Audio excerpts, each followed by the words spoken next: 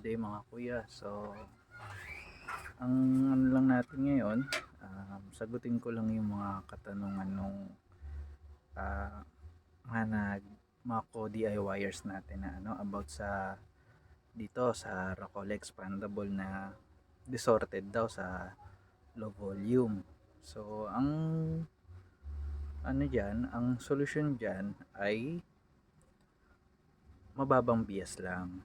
So, kung okay naman yung DC offset nyo, tapos nun basag ang tunog sa very low volume, bias voltage lang ang tanging salarin dyan. So, driver muna, testing nyo muna yung driver kung okay, kung muna kayo maglalagay ng OPT. So, sa scenario na to, ang i-demo natin, itong board ni Sir Aldrin.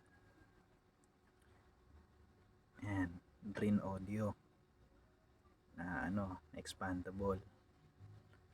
Yan siya. Mapapansin nyo, yan, ito, yung dalawang naka series na dalawang 4007 na yan lang ang gagalawin nyo dyan. Ang pwede nyong gawin dyan, mag-add kayo ng isa pang bridge diode. Yan, so ito, yan, katulad nyan, check natin ngayon kapag wala pa siyang kapag ito, ang nyan, naka 2 diodes pa yan. So buhayin natin. Yan. Papansin nyo, DC offset nya 17, 16. Yan ang DC offset nya. So check natin yung bias voltage nya.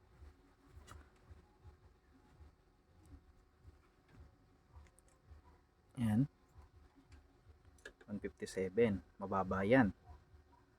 Although yung iba hindi na nila kinakalibrate kasi nga yung iba naman pang sub ang okay lang rin naman. Kasi kapag sub naman, hindi naman kailangan ng ganung kalinaw na tunog sa very low volume. Kasi sub nga hinahato nga natin yan. Yan, ito sa positive. Uy, tanggal.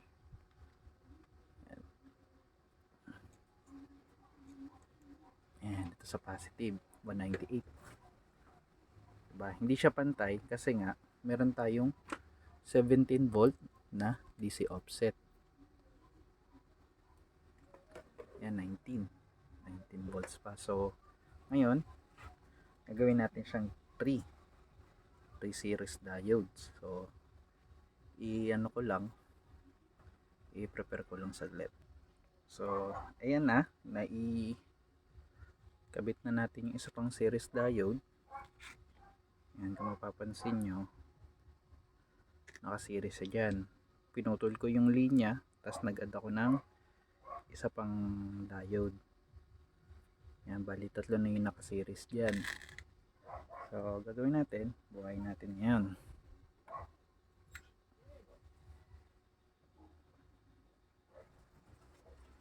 So ang DC offset nya, yun pa rin naman. Ayan, 19 volt. Tapos check natin ngayon yung bias voltage nya. So sa positive, 491, 492. Ayan, taas na yan. Pwede nyo pa namang yan, pwede nyo pang baguhin yan kung yung isang siniris nyo na diode gagawin yung resistor. Yan, ito sa negative side, 49, 459. So pwede yan, ganitong gagawin nyo.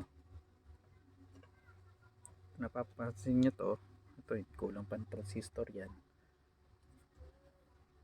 Mapapansin nyo sa kanya, dalawang diode, tapos nun isang resistor. Bali ang ginamit ko dito is 100 ohms. Ang ginamit ko sa kanya. Ayan, modified ko yan. Pansin nyo, Rockall din yan. Parehas lang rin yan nung yun nga lang, ito pang 2 archetype, sarili kong layout. Yan siya. Yun lang naman.